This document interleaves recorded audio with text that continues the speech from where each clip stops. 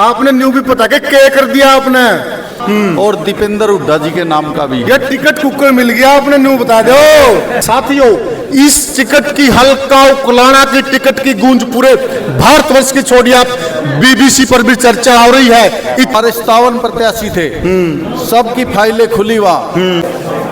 नमस्कार साथियों, मैं हूं आपका होस्ट कुलदीप सिंह पुनिया और मैं लेके चलता हूं आपको राजनीति की दुनिया। अगर राजनीति की दुनिया की बात करें, एक नाम का तहलका मचा हुआ है हल्का उकलाना के अंदर, और वो हमने ढूंढ लिया जिसके नाम का तहलका मचा हुआ है। भाई साहब राम राम। बहुत बहुत धन्यवाद कुलदीप जी। यो तहलका कुकर मचा दिया।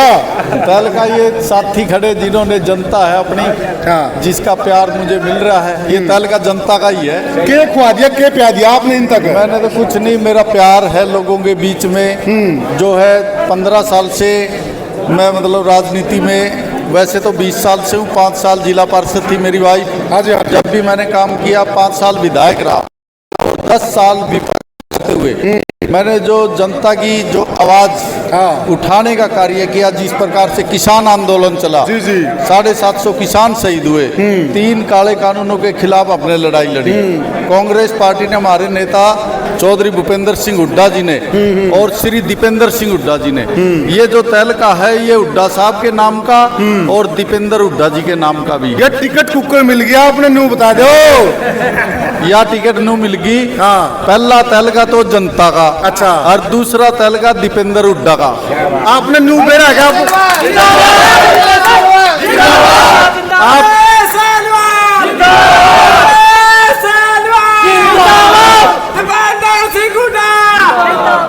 आपने न्यू भी पता के कर दिया आपने?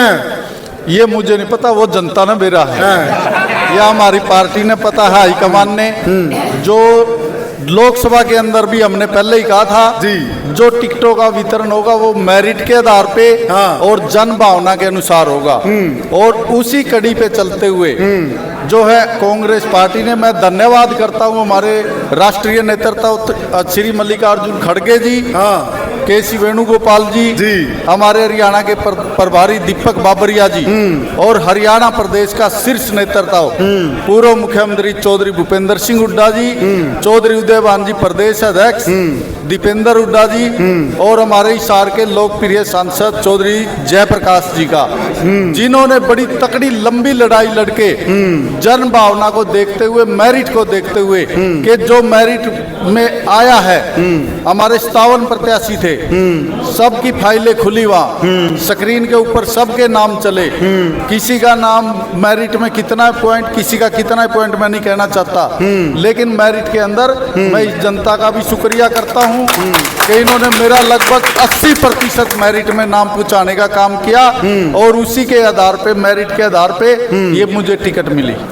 ये इतिहास रच दिया। आज तक की कांग्रेस की राजनीति में इतिहास है, और इतिहास ये कैसे रच दिया, क्योंकि कोई भी हरियाणा की छोड़िए पूरे भारतवर्ष में यह मानने के लिए तैयार नहीं था कि कुमारी शैलजा को भी पछाड़ा जा सकता है। नहीं, इसमें पछाड़ने की कोई बात नहीं। कुमारी शैलजा जी हमारी नेता है, सीनियर नेता है, सबकी सहमति से ये टिकट हुआ है।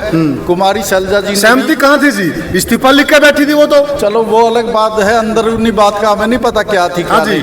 लेकिन जब टिकट का वितरण हुआ लास्ट समय में, जब 6 घंटे बाकी रह गए थे नॉमिनेशन, बिल्कुल सही, सिर्फ आखिरी 6 घंटे के अंदर सभी जो हमारे शीर्ष नेतृत्व था, केंद्रीय भी और प्रदेश का भी, उन सब की सहमति से ये टिकट हुआ। साथियों, इस टिकट की हल्का उकलाना की टिकट की गूंज पूरे भारतवर्ष की छोड़िए, आप बीबीसी पर भी चर्चा हो रही है। इतनी बड़ी घटना घटी है, इस क्षेत्र के लोगों ने बड़ा एक नायाब ही इतिहास रच दिया। क्या कहना चाहेंगे क्षेत्र के लोगों के लिए, क्या कहना चाहेंगे? इनका धन्यवादी हूँ, मेरे उकलाना हल्का का और उकलाना के हल्के के साथ साथ पूरे हिसार डिस्ट्रिक्ट का जी, और फिर पूरे हरियाणा की जनता का। जब हम दिल्ली बैठे थे, जो हुड्डा साहब की कोठी पे प्रत्येक दिन 5 से 7 हजार लोग होते थे।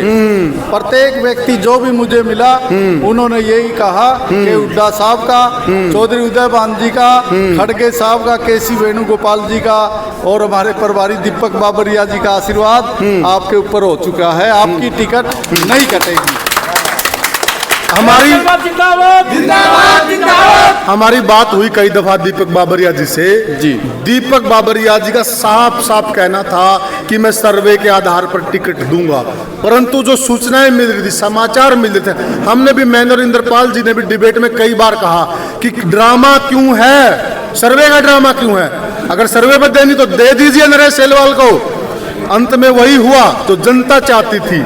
तो इसके लिए आप क्या मान के चल रहे हैं कि अब आप जीत और हार के बीच में क्या मान के चल रहे हैं? जीत हार तो हमेशा जनता की जीत होती है, चाहे राजा है चाहे प्रजा है, उसको जनता के सामने झुकना पड़ता है।